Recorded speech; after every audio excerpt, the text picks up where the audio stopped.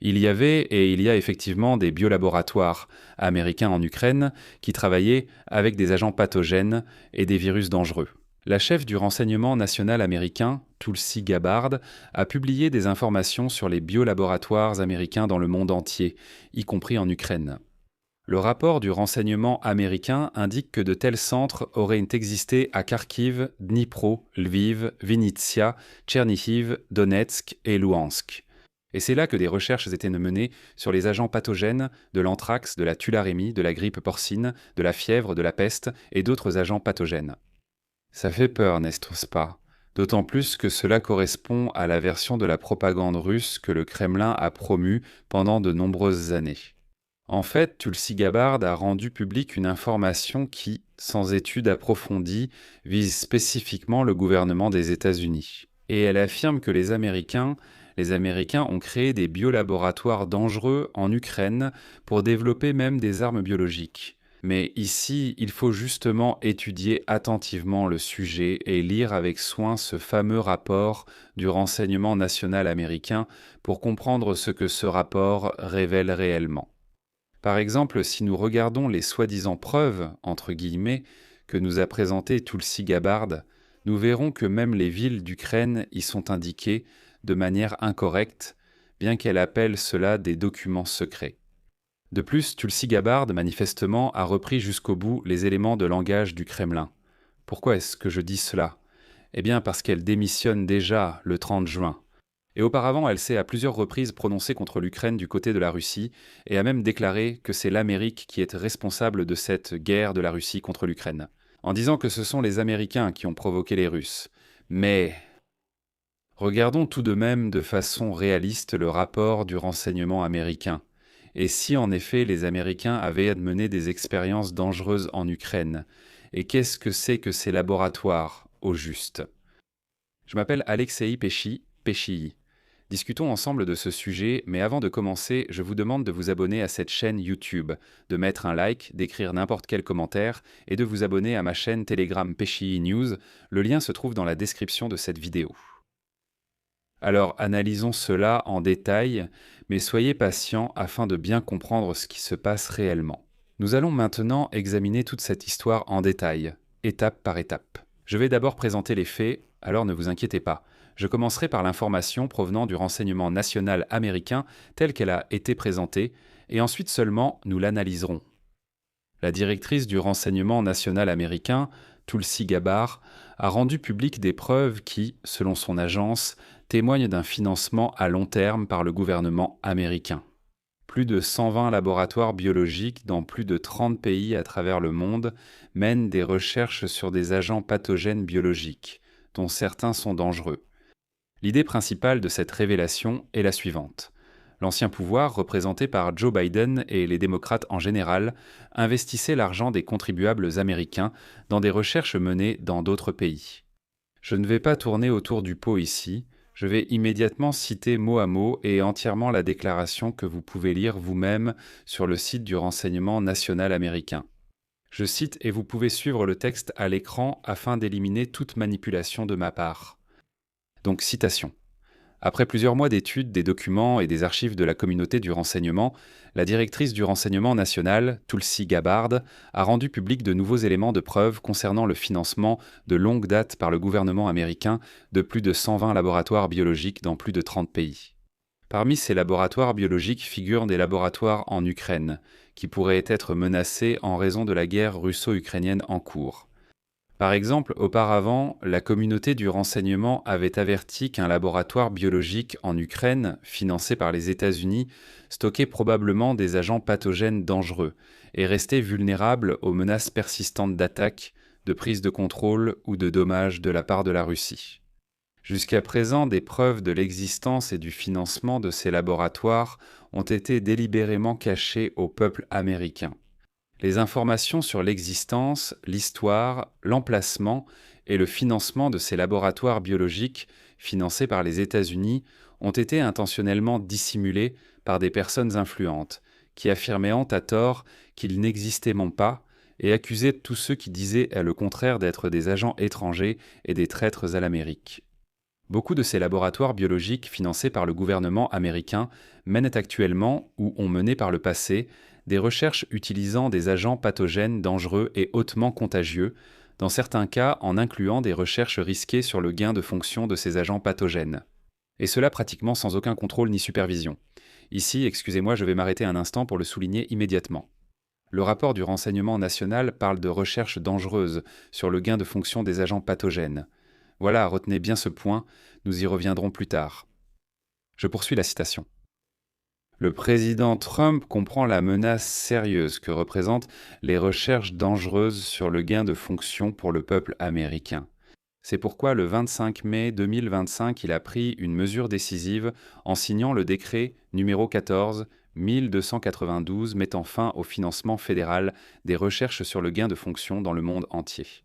Encore une fois, vous vous souvenez, vous vous rappelez? Cette formulation est la définition de la fonctionnalité des agents pathogènes. Ensuite, sur le fond des lettres, sur le site du renseignement national américain, une citation de Tulsi Gabbard est présentée. Malgré le potentiel évident de conséquences mondiales catastrophiques que peuvent avoir les recherches sur des agents pathogènes dangereux dans des laboratoires biologiques, les politiciens, les soi-disant professionnels de santé comme le docteur Fauci et les structures de l'équipe de sécurité nationale de l'administration de Joe Biden ont menti au peuple américain sur l'existence des laboratoires biologiques financés et soutenus par les États-Unis et ont menacé ceux qui tentaient de révéler la vérité.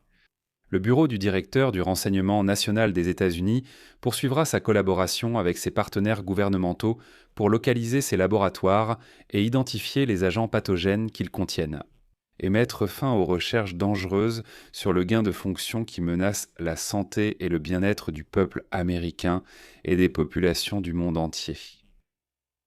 Puis c'est indiqué sur le site du renseignement national américain. La directrice du renseignement national, Gabbard, a publié de nouvelles directives pour la communauté du renseignement, ordonnant d'élargir la collecte d'informations sur ces laboratoires et institutions à l'étranger.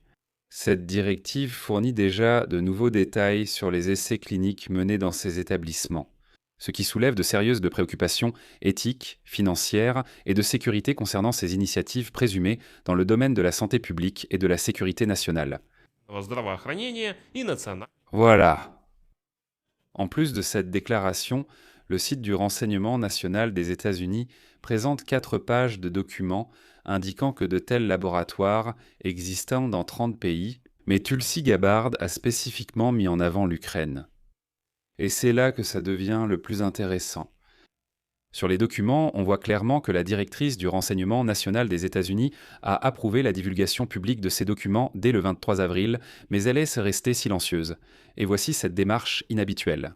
Tulsi Gabbard a pris cette mesure seulement quelques jours avant de quitter son poste de directrice du renseignement national, qui, je le rappelle, dirige un organisme intergouvernemental créé pour coordonner l'échange d'informations au sein de la vaste communauté du renseignement américaine. Il n'a pas été clair pourquoi Gabbard avait divulgué cette information. Et d'ailleurs, il n'est toujours pas clair pourquoi elle en avait besoin. Parlons maintenant de ce que représentaient prendre réellement ces laboratoires, et s'ils étaient vraiment secrets. D'emblée, je dirais que les laboratoires existaient, mais n'ont jamais été secrets. En fait, pendant de nombreuses années, dans le cadre du programme dit de réduction coopérative des menaces, le gouvernement américain a effectivement financé des efforts pour protéger les programmes de recherche datant de la guerre froide, principalement liés au programme soviétique de développement de technologies d'armes biologiques et chimiques. Pour faire court et simple, les Américains finançaient ce programme afin de garder sous contrôle les programmes que l'Union soviétique avait développés pendant la guerre froide, et où se trouvait une partie des installations soviétiques restantes. À Kiev, à Tbilissi également, comme on le sait, et dans d'autres endroits sur le territoire de l'ex-Union soviétique. Et voici un point très intéressant.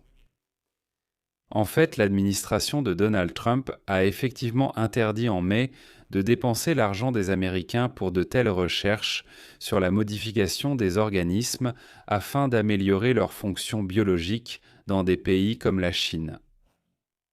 Qu'en pensez-vous ? Autrement dit, oui, les Américains ont financé certains laboratoires biologiques en Chine. Mais Tulsi Gabbard ne parle pas de la Chine, seulement de l'Ukraine.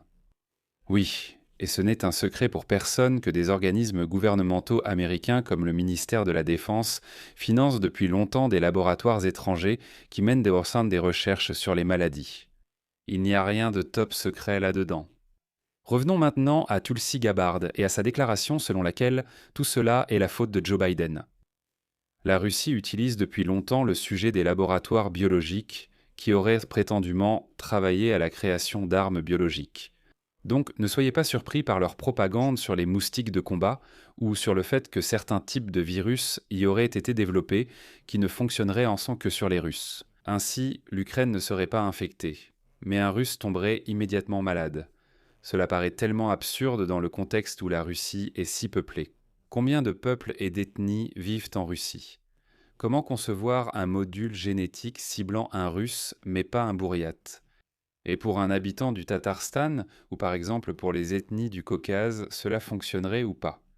Est-ce que cela fonctionnerait sur les Tchétchènes ou pas? Comment cela marcherait-il? Enfin, en général. Ces accusations ont, pendant des années, alimenté des théories du complot que le gouvernement américain a tenté de réfuter à plusieurs reprises. Et par exemple, en 2023, le département d'État américain a accusé Moscou, je cite, d'augmenter le volume et l'intensité de la désinformation sur les armes biologiques, dans une tentative infructueuse de détourner l'attention de l'invasion de l'Ukraine, de réduire le soutien international à l'Ukraine et de justifier sa guerre injustifiée. Si vous regardez les documents que Tulsi Gabbard nous révèle, vous verrez qu'ils indiquent clairement qu'il s'agit d'un programme américain tout à fait légitime. Et ensuite, il s'est produit un incident curieux et amusant avec Tulsi Gabbard. Lorsque Tulsi Gabbard a tenté de faire le jeu de la propagande russe en parlant de soi-disant laboratoires secrets en Ukraine, elle a elle-même soudainement présenté des documents assez étranges. Le bureau de Tulsi Gabbard, sur les diapositives présentant ses soi-disant preuves concernant les biolaboratoires, a par erreur indiqué l'emplacement de Kiev, par exemple, plus près du sud de l'Ukraine. Il s'avère donc que Kiev se trouve quelque part près d'Odessa. De plus, sur cette carte, il y a une ville appelée Tcherniv. Quelle ville est-ce? Aucune idée. Tchernigov, Tcherkassy, laquelle? Voilà. De plus, sur les diapositives de Gabbard, il est indiqué que de tels laboratoires existaient à Lougansk et à Donetsk. Qu'en pensez-vous? Et voilà, les Russes, je rappelle, ont malheureusement occupé depuis longtemps les villes ukrainiennes de Donetsk et Lougansk, mais ils n'ont jamais montré ces fameux laboratoires terrifiants. La question est pourquoi? Et maintenant, le plus important. Depuis le début de l'invasion russe à grande échelle de l'Ukraine en 2022, Tulsi Gabbard a déclaré que ce sont précisément les États-Unis d'Amérique qui sont responsables de l'agression russe, car, selon elle, ils ont provoqué les Russes pendant de nombreuses années. Et je cite, « L'élite dirigeante de Washington utilise les Ukrainiens pour détruire autant de Russes que possible. Que pensez-vous de cette théorie ?» Autrement dit, elle affirme, « Les Américains ont provoqué les Russes afin que ces créatures sauvages attaquent les Ukrainiens, pour que les Ukrainiens exterminent le plus de Russes possible. » Et c'était là le plan astucieux des Américains. De plus, Tulsi Gabbard a diffusé de la désinformation sur le développement d'armes de destruction massive dans des laboratoires biologiques ukrainiens. Alors, ces laboratoires existent-ils vraiment en Ukraine? Les amis, oui, il y en a. En Ukraine, des dizaines de laboratoires fonctionnent, qui travaillent exclusivement à la détection et à l'identification des agents pathogènes des maladies infectieuses et sont soumis au règlement sanitaire international. Et oui, dans ces laboratoires, ils travaillent vraiment avec des virus dangereux. Et là, c'est le choc. Oui, certains de ces laboratoires reçoivent effectivement un soutien financier et d'autres natures de la part des États-Unis, d'Amérique, de l'Union européenne et de l'Organisation mondiale de la santé, comme cela se passe dans de nombreux autres pays à travers le monde. De plus, si vous allez sur le site de l'ambassade américaine à Kiev, vous y verrez des informations publiques indiquant que les États-Unis financent le travail de ces laboratoires. Encore une fois, personne ne le cache. De plus, dans les années 90, après l'effondrement de l'Union soviétique, les États-Unis ont lancé un programme de réduction de la menace biologique afin de diminuer les risques liés aux armes biologiques, qui sont restés dans des pays comme l'Ukraine et la Géorgie, hérités de l'Union soviétique. Surprise, n'est-ce pas? Eh oui, sur le site de l'ambassade des États-Unis à Kiev, il est clairement indiqué que les États-Unis fournissent un soutien technique. Et Selon l'ambassade des États-Unis en Ukraine, je cite, ils travaillent avec des partenaires étrangers pour contrer la menace d'épidémies d'infections et de maladies dangereuses dans le monde entier. Voilà donc la révélation d'une soi-disant super information secrète de Tulsi Gabbard, c'est pour ça que j'insiste. C'est pourquoi je vous invite à toujours garder un esprit critique et, avant de réagir à des gros titres sensationnels, il vaut mieux lire un peu plus d'informations, au moins le paragraphe qui suit le titre.